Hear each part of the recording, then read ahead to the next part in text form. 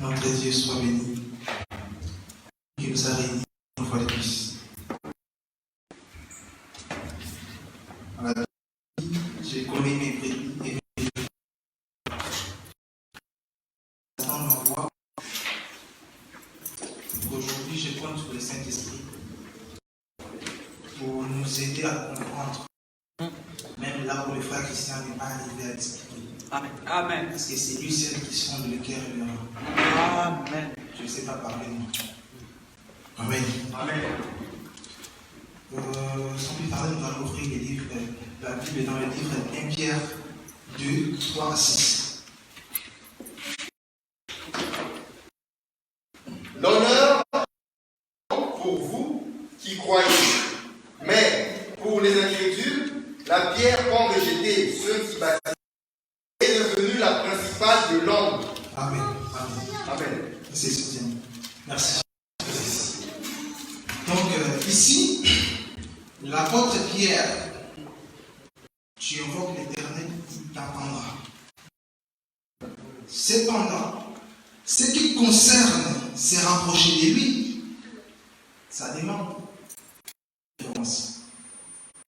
Référence à la question, c'est là où il y a la saine doctrine, là où la saine doctrine est respectée et pratiquée, c'est là la référence pour se rapprocher de Dieu.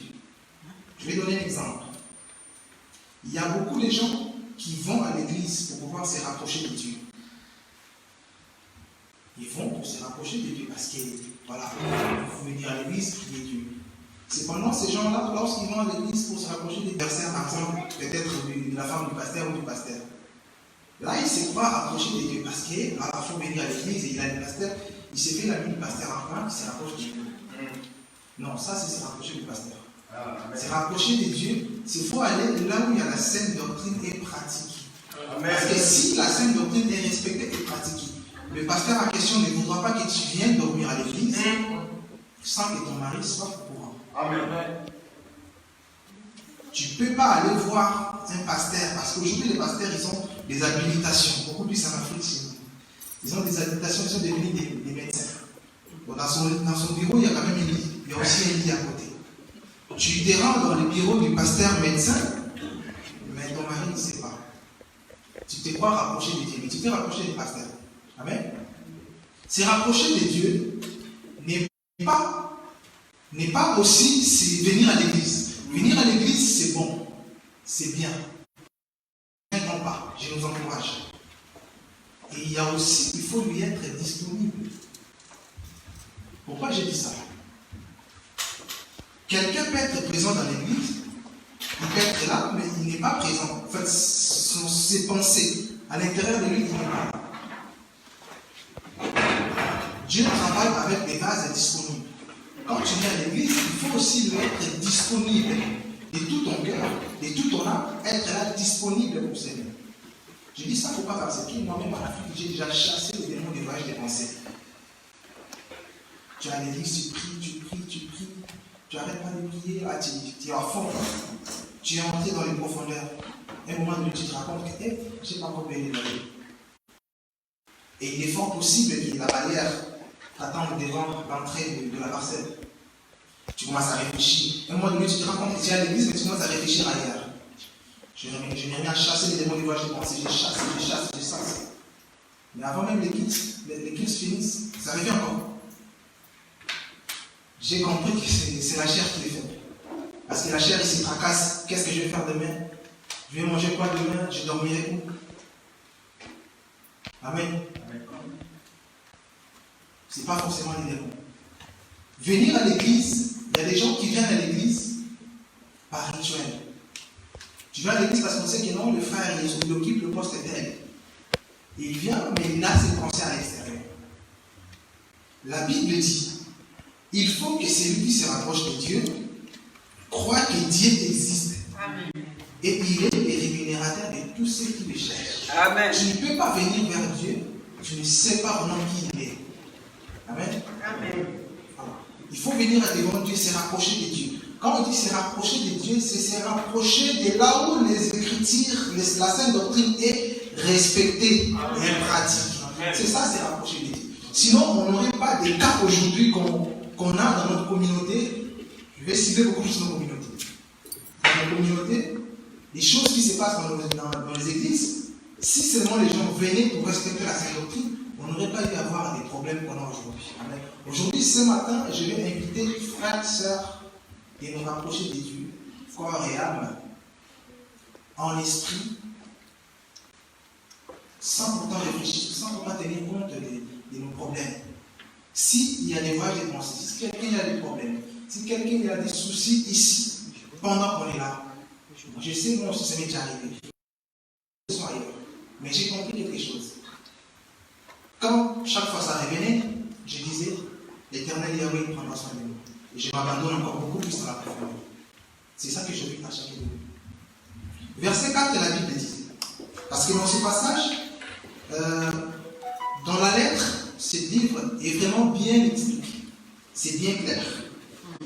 Il y a des choses, il y a des mots qu'on va devoir expliquer. Parce que nous, l'évangile, c'est ça. Nous devons décortiquer la parole. Nous devons voir ce qui est caché pour détailler ça au clair, au plus petit détail. Dans le verset 4, approchez-vous de lui, pierre vivante.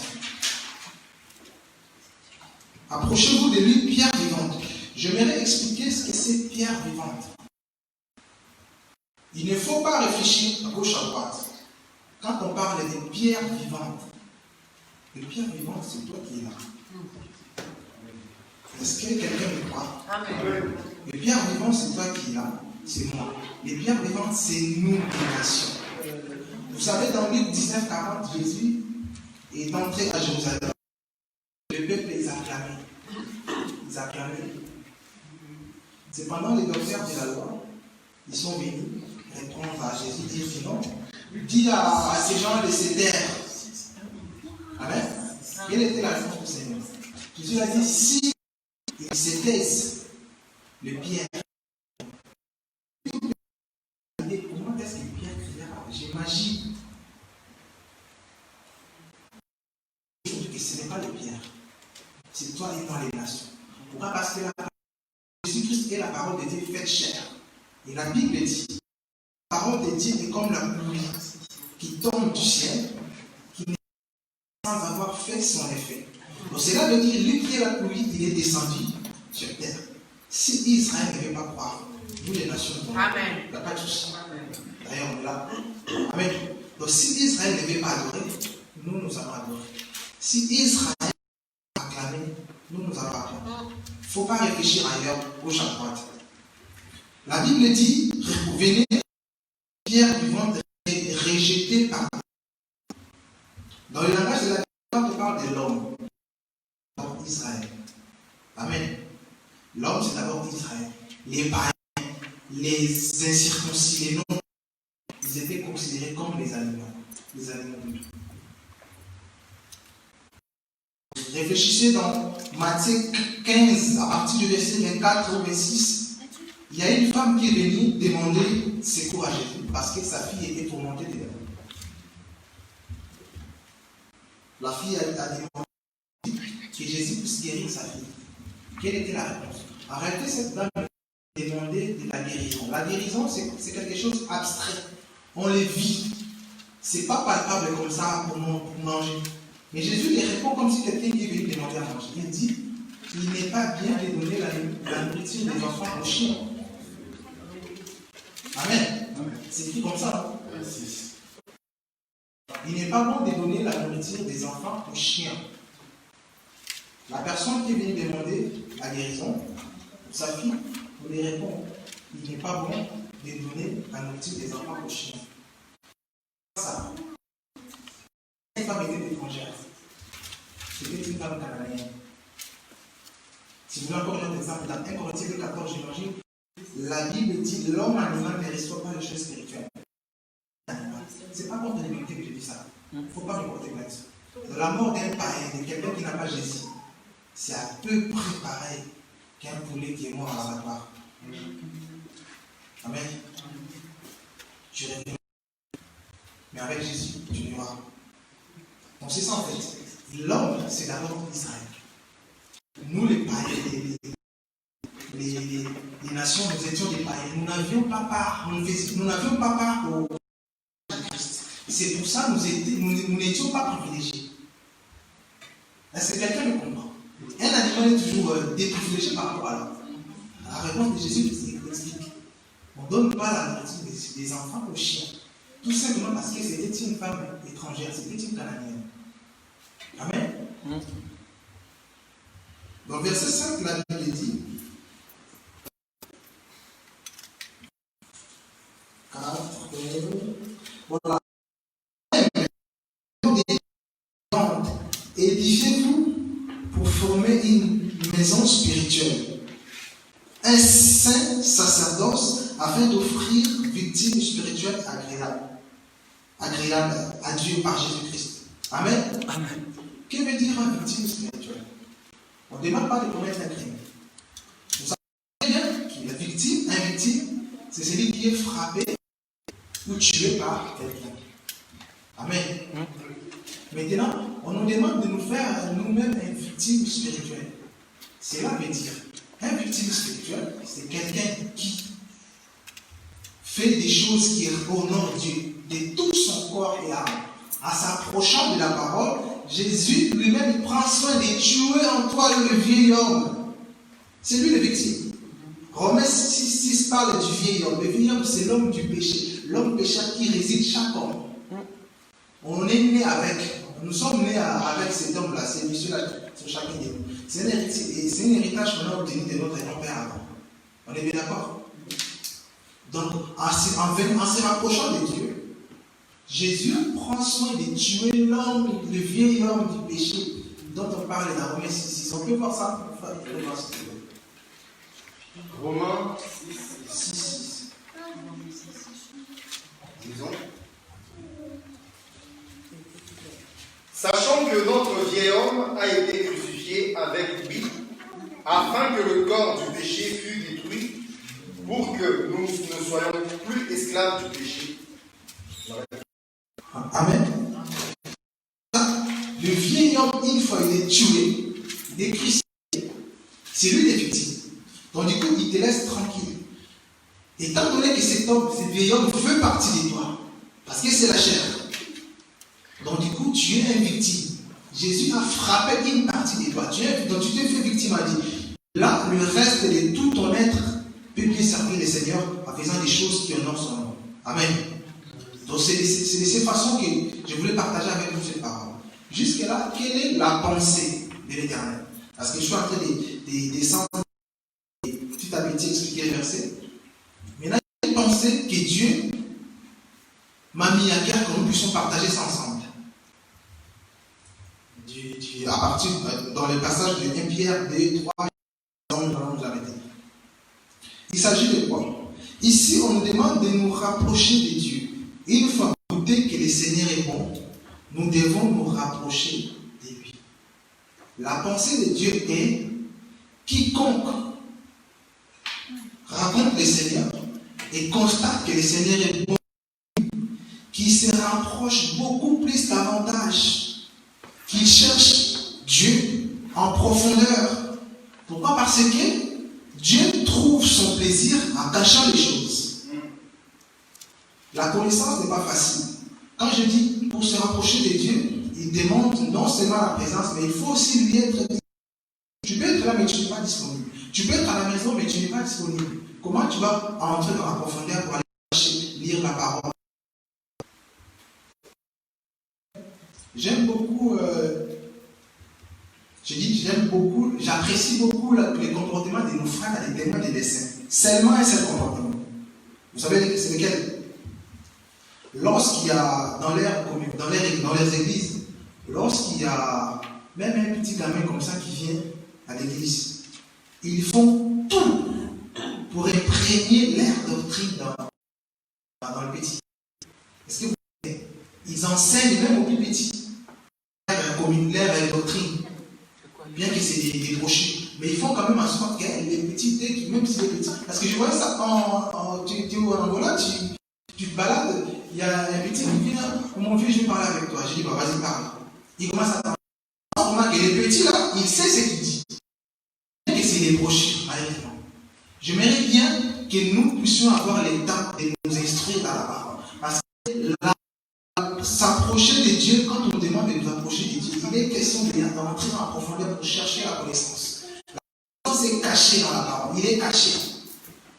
Amen. Parce que Dieu trouve son plaisir à cacher les choses. En rapport avec Proverbe 25, verset 2. La gloire de Dieu, c'est de cacher les choses. Cependant, il est révélé au fond de Dieu. Si ça te soit révélé, tu vas être disponible, corps et âme. Amen. Parce qu'il est temps, les vrais adorateurs adoreront le Père en esprit et en vérité. Quand on te demande d'être là, adorer en esprit et en vérité, donc ça demande une concentration, une disponibilité. Quand quelqu'un est là, il pense à l'extérieur, là son esprit n'est pas là. Amen.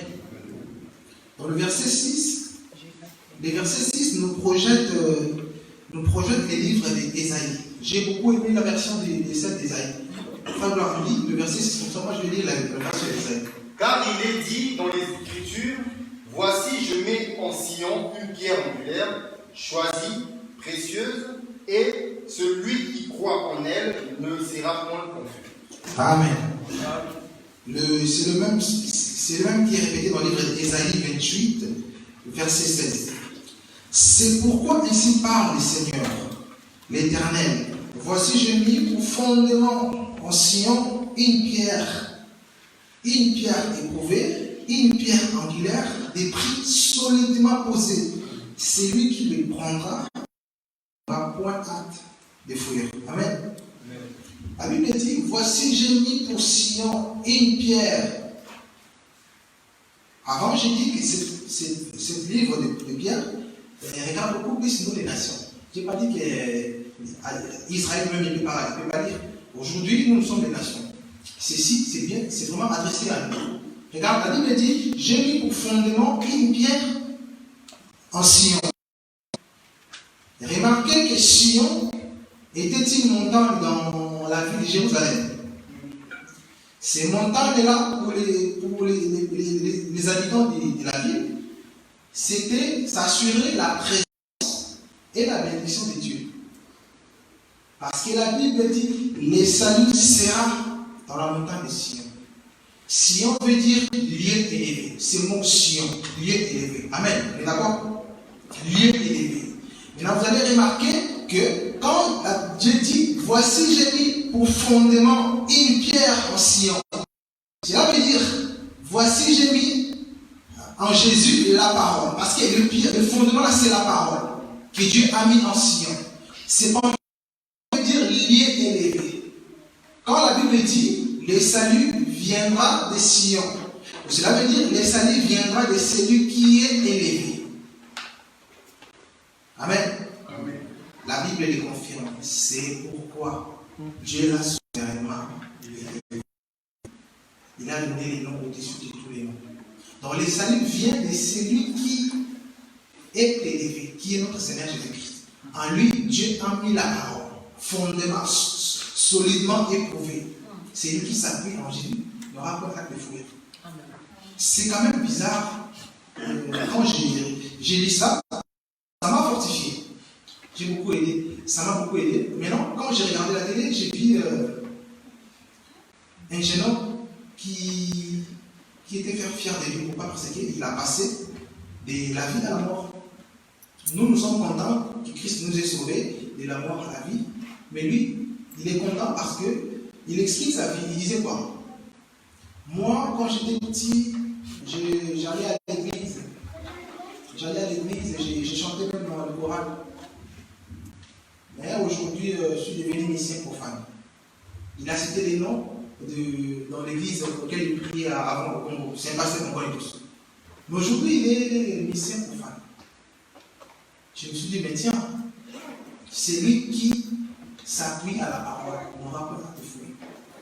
La personne en question, il est content de quitter l'église pour aller chanter dans la musique profane. Il passe de la vie, mais il est content. J'ai compris que c'est des gens qui viennent à l'église, mais il ne sait pas qu'est-ce qu'il fait à l'église. Il ne sait pas qu'est-ce qu'il est venu chercher. Apparemment, il nous rapproche pour régler un affaire. Quand on nous demande de nous rapprocher de Dieu, il faut savoir déjà qui Dieu est pour toi. Amen. J'ai béni le Seigneur parce qu'ici, parmi nous aussi, ce n'est pas le cas. Amen. Ce n'est pas le cas. C'est quand déjà tu te mets là devant, si tu prêches ta parole, tu vois la connaissance. Amen. Ce n'est pas le cas. Mais Dieu merci parce qu'aujourd'hui nous sommes suivis un peu ailleurs. Je ne parle pas seulement pour nous. Des sillons, Dieu a mis la parole, les saluts. Les sillons, c'est lui-même Jésus-Christ. Quand on nous dit de nous rapprocher de Dieu, c'est parce que Dieu a pris la montagne des sillons. Parce que notre sillon, c'est Jésus-Christ. C'est pendant ces montagnes, il est caché dans les Écritures. Il est question de nous approcher pour approfondir la connaissance. Amen. Amen. Qu'est-ce que je voulais expliquer? Il y a des gens qui ont lu la Bible dans ce passage qui disent que non. Comme vous avez goûté, si vous avez goûté que le Seigneur est bon, approchez-vous de lui. Les mots là, goûter, ils les prennent vraiment goûter. Je l'ai suivi, il a commencé à donner aux fiançailles les droits de sécurité. C'était catastrophe. Il dit, bah, Christ, il est bon pour nous, notre Christ, nous, quand même, on l'a goûté, on a trouvé qu'il est bon. Il prend vraiment des choses au sens figuré.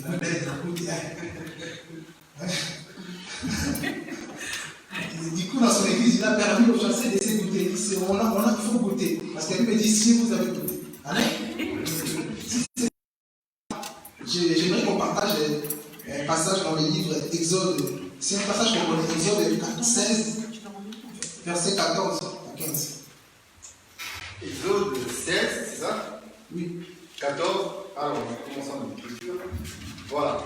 Quand cette rosée fut dissipée, il y avait à la surface du désert quelque chose de menu comme des grains, quelque chose de menu comme de la gelée blanche sur la terre. Les enfants d'Israël regardèrent et ils se dirent l'un à l'autre, qu'est-ce que cela? Car ils ne savaient pas que c'était Moïse, que c'était. Voilà. Moïse leur dit, c'est le pain que l'Éternel vous donne pour nourriture. Voici que l'Éternel a donné que chacun de vous en ramasse ce qu'il faut pour sa nourriture, un homère par tête, suivant le nombre de vos personnes, chacun en prendra pour ceux qui sont dans sa tente. 17. C'est bon. C'est bon? C'est une histoire pour moi. Pourquoi j'ai évoqué ces versets? Parce que les enfants d'Israël, lorsqu'ils étaient dans le désert, ils ont eu faim. Dieu les a donné à manger. Ils ont eu soif. Dieu les a donné à boire.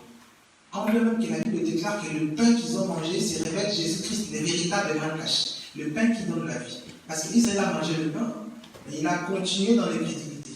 Cependant, Dieu donne le pain qui donne la vie. Nous envoie le pain qui donne la vie.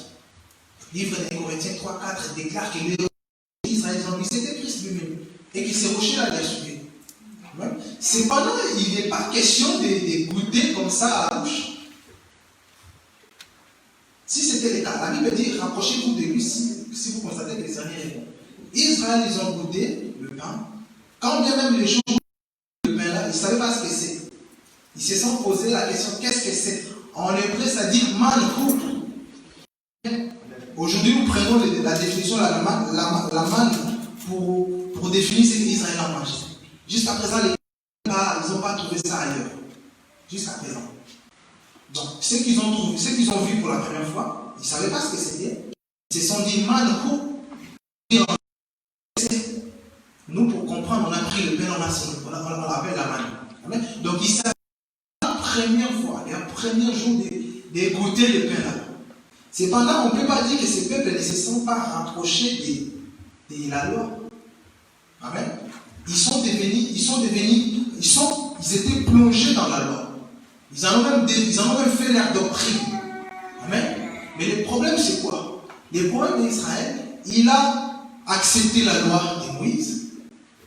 J'avais lu un verset qui avait précisé la loi aussi, c'est la parole de Dieu. Donc, la version 1, je cherche ça pour appuyer certaines choses. La loi aussi était la parole de Dieu lui-même. La Bible dit c'était les écritures de Dieu lui-même. Remarquez, quand Moïse descendait avec, en descendant, il a trouvé le péché qu'Israël faisait. Il a brisé le premier des 2 tables qu'il avait au pied de la montagne. Lui étant la loi, il descend avec la parole de Dieu, qui dit la parole de Dieu, on voit Jésus, et il est pris, ça va au pied de la montagne. Il a tué. Pour ressusciter ce Jésus-là, Dieu lui demande, toi-même fabrique de pierre, et tu les montes. Là, ça c'est l'ascension. Jésus retourne au ciel. Mais d'accord. Donc la loi aussi était la parole de Dieu lui-même. Moïse l'a prise. Ces peuples, ils ont accepté la parole. Ils ont accepté la loi. Ils en ont fait leur doctrine. Mais le seul problème, ils n'ont pas tenu compte de qui la doctrine parlait. Amen. C'est ça le problème d'Israël. Ils n'ont pas tenu compte de qui cette doctrine-là parlait de ces écrivains. Amen. Jésus-Christ de Nazareth. Aujourd'hui, pour synthétiser le message, le problème c'est quoi? Je tiens à ce que nous puissions nous rapprocher de Dieu, corps et âme, en le cherchant profondément dans la vie. C'est ce qu'il nous faut aujourd'hui. Dans la vie chrétienne, il y a des hauts et des bas. Quand je dis les hauts et les bas, il y a en français, il y a des obstacles. Ça montre que cela ne nous affaiblit pas, que cela ne nous ralentit pas notre vie chrétienne. Christ attend de nous le meilleur, même dans la persévérance, nous rapprocher de Dieu. Amen. Nous, quand on était avant ailleurs, je donne souvent l'exemple en Afrique parce que c'est là-bas où j'ai commencé ma vie chrétienne. On nous a amenés à l'église. À l'église, à part les enseignements des vieux, on nous a amenés aussi à côté pour la Bible. On comprenait la Bible à notre manière. C'était niveau par niveau. Aujourd'hui, même nos enfants, nous devons les instruire de la parole de Dieu. Petit à petit, l'enfant comprend comment Dieu a raconté Moïse, comment Dieu a parlé Moïse, comment Dieu a libéré Israël. C'est à la longue, à la prochaine fois qu'il comprendra que les bégaiements de Moïse, c'était les proverbes de Jésus. Amen. Rapprochons-nous de la parole. Amen. Peut-être, inclinez nos yeux. Priez ensemble.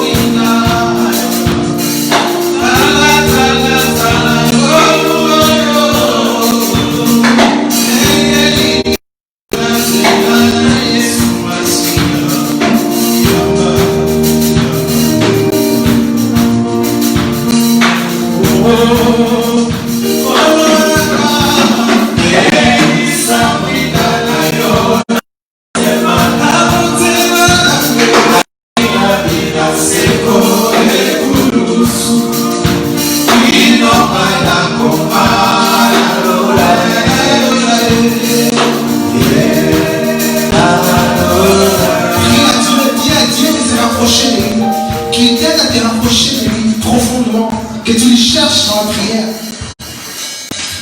Au nom puissant de Jésus-Christ de Nazareth, prions, prions.